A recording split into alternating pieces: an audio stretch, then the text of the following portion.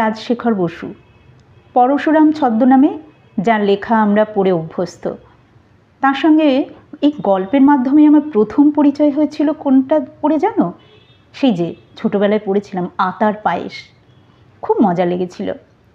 তারপরে তো আরও কত কিছু পড়া হলো, লম্বকর্ণ, চিকিৎসা সংকট, বিরিঞ্চি বাবা, কিন্তু আরও অনেক বাকি ছিল। সম্প্রতি আমি পড়লাম ভরতের ঝুমঝুমি। কি মজা যে লাগলো, মানে দম ফাটা হাসির গল্প যাকে বলে। এই ভরতকে জানো?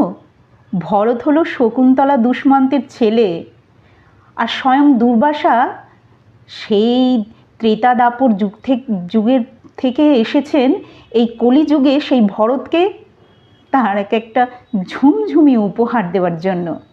সেই নিয়েই গল্প, জমবে ভালো, কি বলো? শুনো কিন্তু।